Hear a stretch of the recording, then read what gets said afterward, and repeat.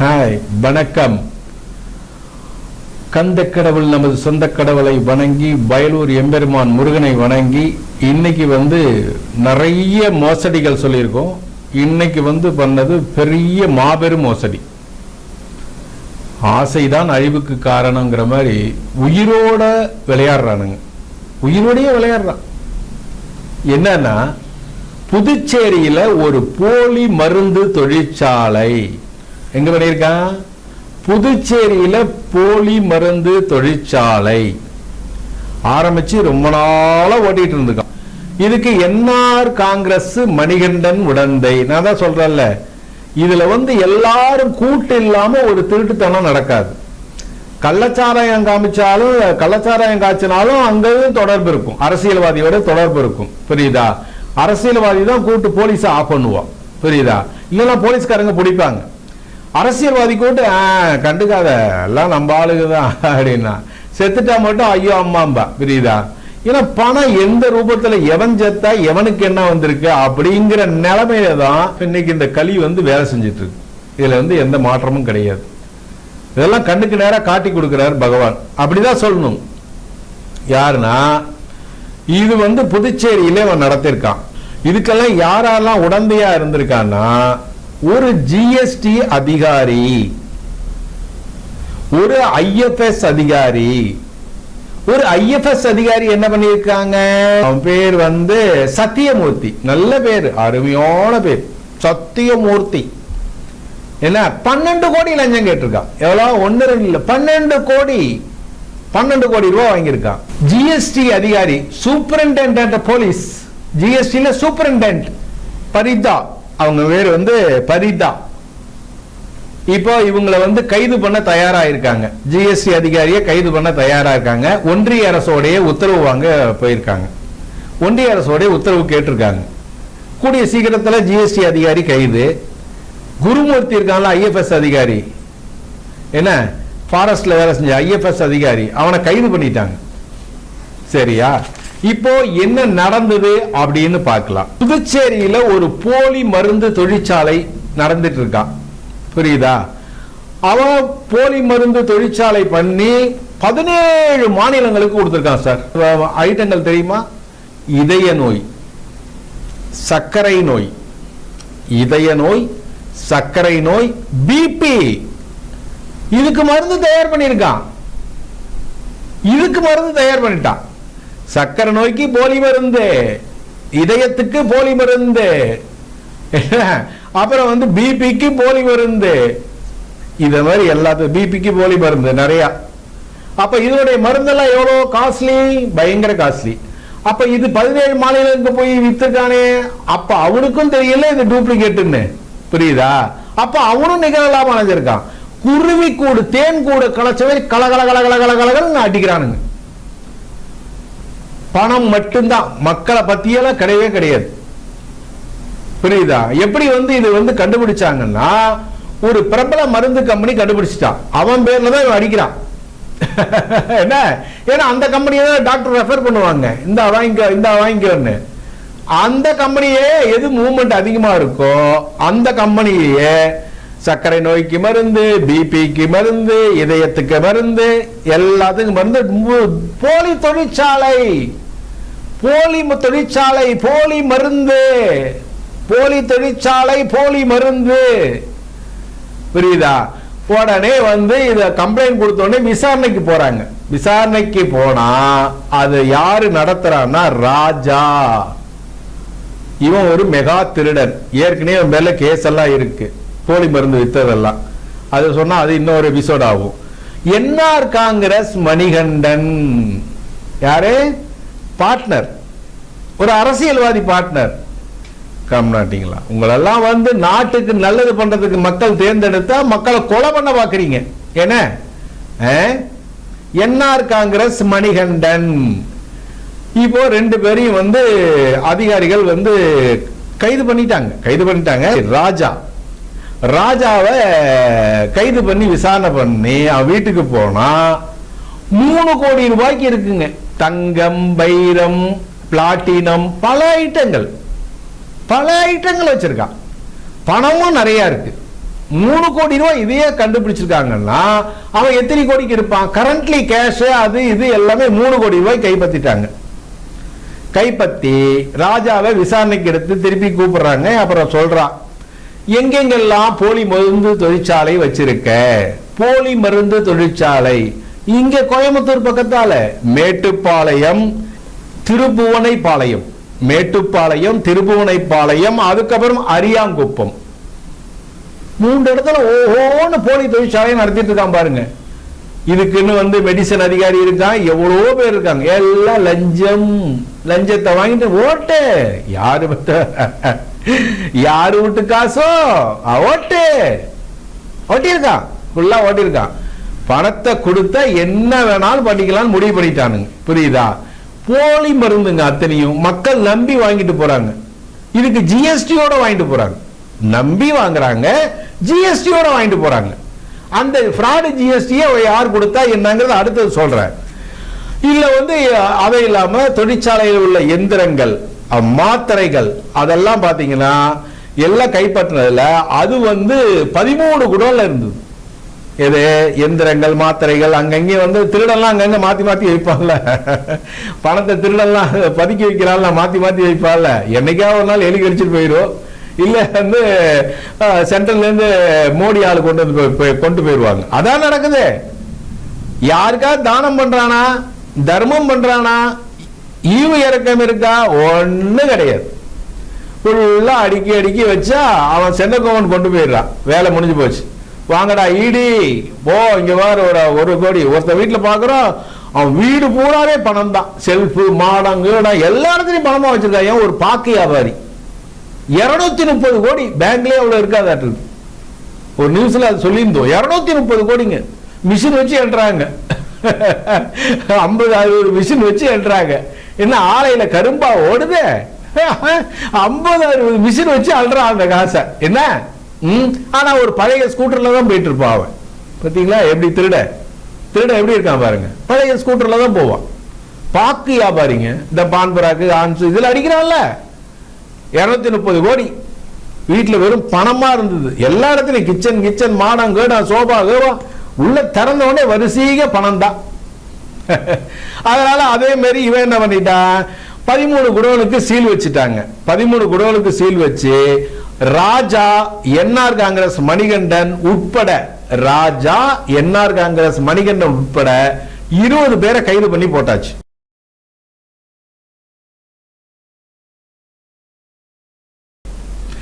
பேரை கைது பண்ணிட்டாங்களா?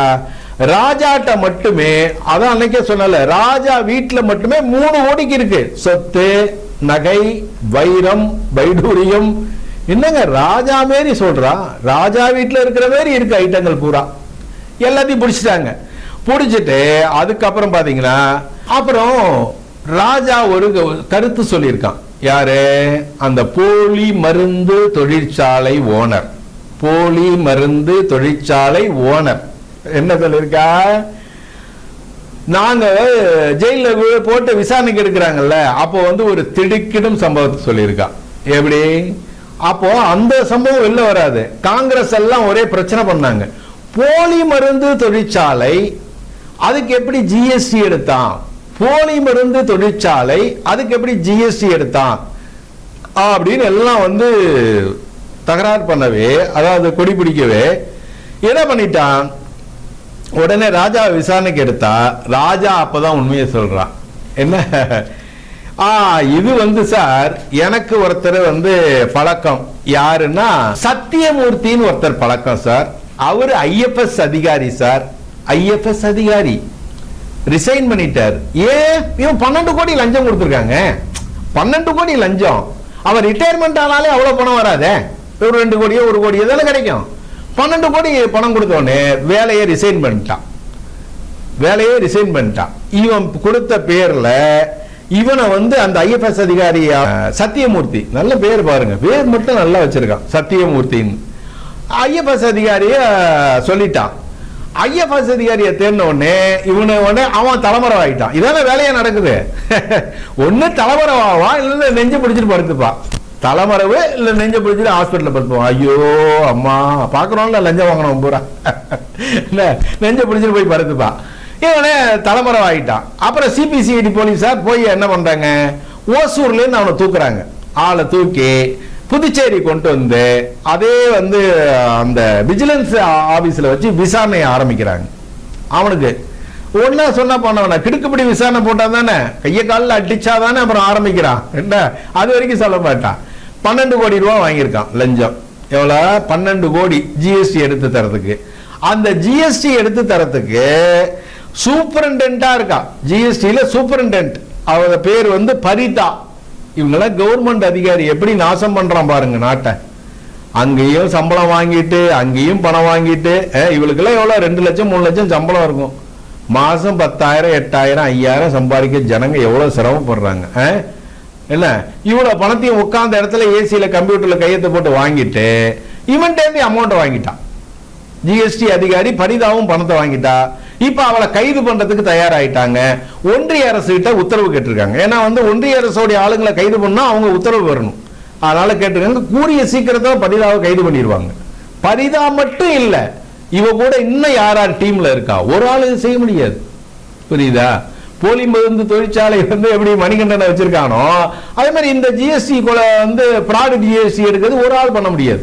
உள்ள ஒரு 10-20 பேர் இருப்பான். அவங்களும் கைது பண்ணி தான் ஆகணும். புரியுதா? உங்களுக்கு என்னடா கேடு? சென்ட்ரல் கவர்மெண்ட் காசு, சென்ட்ரல் கவர்மெண்ட் சம்பளம் கொடுக்குது. அப்புறம் எதுக்கு இவன் 12 கோடி கொடுத்ததுல இவனுக்கு வந்து ஒரு 6 கோடியை கொடுத்தவனே இவன் எல்லா வேலையும் பார்த்துட்டான். அப்படிதான் இருக்கான். புரியுதா? ஒண்ணுக்கு பாதி இந்த நான் தரேன். போலி மருந்து தொழிற்சாலைக்கு ஜிஎஸ்டி போட உன்னால முடிஞ்ச வரைக்கும் ட்ரை பண்ணேன். இந்த பணம் இருக்கு எல்லாருக்கும் போட்டா போலி மருந்து தொழிற்சாலை ஜிஎஸ்டி வந்துருச்சு. ஜிஎஸ்டி வந்துருச்சு. ஜிஎஸ்டி கட்டிட்டு இருக்கான் போலி மருந்து தொழிற்சாலை. இதுல எல்லாமே அடக்கங்க. யாரு? மெடிக்கல் வியாபாரி, மெடிக்கல் ஹோல்சேலு, மெடிக்கல் விற்பனை செய்யறவன், மெடிக்கல் காரன் எல்லாருக்கும் எல்லாம் தெரியும். புரியுதா? எல்லாருக்கும் எல்லாம் தெரியும். இது டூப்ளிகேட் தெரியும். ஏன்னா டூப்ளிகேட் 10 ரூபாய்க்கு கொடுப்பான், ஒரிஜினல் 80 ரூபாய்க்கு கொடுப்பான். என்ன லாபம்? என்ன லாபம் நினைச்சு பாருங்க. அதனாலதான் காசை விசிறான். இந்தா நீ வாங்கிக்க நீ வாங்கிக்க நீ வாங்கிக்கோன்னு. ஏற்கனவே வந்து ஃபாரஸ்ட் அதிகாரியா இருந்தான். என்ன இவன் சேலத்தை சேர்ந்தவன் ஐஎஃப்எஸ் அதிகாரியா இருந்தான். ஃபாரஸ்ட் ஐஎஃப்எஸ் அதிகாரியா இருந்தான். அதுக்கப்புறம் பாத்தீங்கன்னா பல வேலைகள் தமிழ்நாட்டுக்குள்ள இருந்தா, பல தொழில்துறையில மாறி மாறி இருந்தா. அதுக்கப்புறம் டெல்லி போயிட்டான். டெல்லி போகும்போது வேலையை ரிசைன் பண்ணிட்டான். அதான் 12 கோடி வந்துச்சு. என்ன பணம் வந்ததுக்கு அப்புறம் இவெல்லாம் என்ன கவர்மெண்ட் எல்லாம் நமக்கு தூசு மாரி வரிகள் சொல்ற இல்ல. அதனால நேரா டெல்லி போயிட்டான். டெல்லி போய் பாரதிய ஜனதாவில் அடைக்கலமாக பார்த்திருக்கான். பாரதிய ஜனதாவில் அடைக்கலமாக பார்த்திருக்கான். அவங்க அவ்வளவு சீக்கிரத்தில் இல்ல. இந்த போலி மருந்து தொழிற்சாலை உடைய ராஜா இருக்கான் இல்லையா, இந்த ராஜாவுக்கும் புதுச்சேரி கவர்னர் கைலாஷ்நாத்துக்கும் நெருக்கம். எங்க போயிட்டான் பாருங்க. போலி மருந்து தொழிற்சாலை ராஜாவுக்கும் கவர்னருக்கும் எப்படி வருது பாருங்க. ரொம்ப நெருக்கம். அதனால ஏன்னா இப்படி எல்லாம் பிராடு பண்ணா மாட்டிக்கிட்டா நாளைக்கு கவர்னர் காப்பாத்துவாருன்னு, இல்ல பாரதிய ஜனதா காப்பாத்துன்னு. அதுக்குதான் இந்த கட்சிக்குள்ள போய் நுழைஞ்சுக்கிறது. வேற எதுக்கு? இவன கட்சியை வளர்க்க போறானா, இல்ல பிரச்சாரம் பண்ண போறானா, இல்ல காமராஜர் மாதிரி ஏதாவது செய்ய ஒரு ஒன்னாக்கம் கிடையாது. அடிச்ச பணத்தை காப்பாத்துறதுக்கு கட்சி வேணும், இல்லைன்னா ரைடு விட்டுருவான். புரியுதா? அந்த கட்சி வேணுங்கனாலும் அதுல போய் பதுங்கிறான். சத்தியமூர்த்தி இவன் என்ன பண்ணிருக்கா, பர்கூர்ல ஒரு பெரிய திருவிழா மாரி ஒன்று ஏற்பாடு பண்ணி அந்த கவர்னர் கைலாஷ்நாத்தை வர வச்சு, புரியுதா, கைலாஷ்நாத்தை வர வச்சு அவருக்கு ஒரு பெரிய மரியாதையை, ராஜ மரியாதை எல்லாம் கொடுத்து, அவருக்கு கொஞ்சம் கிஃப்ட் எல்லாம் கொடுத்து பெரிய கூட்டத்தை ஏற்பாடு பண்ணியிருக்கான். இதெல்லாம் எதுக்கு? பாரதிய ஜனதாவில் செயலர், மாநில செயலரா? ஆமா, சாரி, பாரதிய ஜனதா செயலாளர் பதவி. பாரதிய ஜனதாவில் செயலாளர் பதவிக்காக வந்து தூண்டுகோல் போட்டுட்டே இருந்திருக்கான். ஏன்னா இது 12 கோடி அடிச்சிருக்கானே, அதை காப்பாற்றணும்ல. இல்ல ஐயா, ஏதாவது ஒண்ணுன்னா அங்க போய் சரண்டர் ஆகலாங்கனால ட்ரை பண்ணிருக்காங்க. ஆனா இவனுடைய கெட்ட நேரம், போலி மருந்து கம்பெனி ஓனர் ராஜா மாட்டிட்டான். ராஜா மாட்டினால சத்தியமூர்த்தி மாட்டிட்டான், ஐஎஃப்எஸ் அதிகாரி மாட்டிட்டான். எங்கேயோ வந்து செயலர் பதவிக்கு போலான்னு நினைச்சவன் இப்ப போய் ஜெயில் கம்பியே எண்ணிட்டு இருக்கான். எங்கேயோ செயலர் பதவிக்கு போகணும்னு நினைச்சவன் இப்ப ஜெயில் கம்பிக்கு எண்ணிட்டு இருக்கான். உண்மையா உழைத்து நீ நேர்மையா நடந்து சம்பாரிச்சின்னா பெரிய நிலைமைக்கு போகலாம். புரியுதா? பார்க்கிற பக்கல்ல கொள்ளையடிச்சிங்கன்னா, கட்சிக்காரனா இருக்கட்டும் மற்றவனா இருக்கட்டும், அங்கேயும் பீராஞ்சிங்கன்னா நீங்க அட்ரஸே இல்லாம போக வேண்டியதாண்டா. நீங்களாம் அட்ரஸே இல்லாம போக வேண்டியதான். ஒண்ணு ஜெயிலுக்கு போகணும், இல்லைன்னா அட்ரஸே இல்லாம போகணும். என்ன கட்சியில இருக்கா இல்ல, ஆனா அடிக்கிறான் பாருங்க. 5000 கோடி 10,000 கோடி எப்படி அடிக்கிறானே தெரியல. ஏழை மக்கள் ஒருவேளை சோத்துக்கு கஷ்டப்படுறாங்க,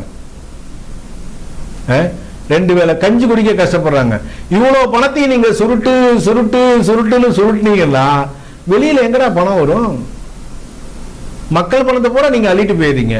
நீங்க பூரா மேடா இருக்கீங்க, அதெல்லாம் பள்ளம் கூட இல்ல, கீழே படுகுழின்னு சொல்ல. ரொம்ப மோசம். இந்த மலையெல்லாம் வெட்டினா எப்படி உள்ள போகுது பாருங்க, அதே மாதிரி குழியில போயிட்டாங்க ஜனங்கள்லாம். பணத்தை பூரா நீங்க அள்ளிக்கிறீங்க. புரியுதா? ஒருத்தன் அடிக்கிற பணம் எவ்வளோ உங்களுக்கே தெரியும், நிறைய நியூஸ்லயே பாக்குறீங்க. எதையும் சொல்றதுக்கு இல்லை. அதனால திருண்ண பணம், லஞ்சம் வாங்கின பணம், ஊழல் பண்ண பணம் எல்லாம் ஒளிஞ்சு போயிடும். அவன் ஆளு அட்ரஸ் எல்லாம் போயிருவான். இதுதான் இயற்கை. இப்போதைக்கு இனிக்கும், பின்னாடி அட்ரஸே இருக்காது. சந்ததிங்களை பாதிக்கும். பையன் இருக்க மாட்டான், பேரன் பேத்தி ஒண்ணு இருக்க. நீ வேணா ராஜாவா அப்படி வாழலாம், கும்முன்னு இருக்கலாம், பின்னாடி ஒண்ணு இருக்கு. பூண்டெடுத்து போயிருப்பான் கிராமத்துல.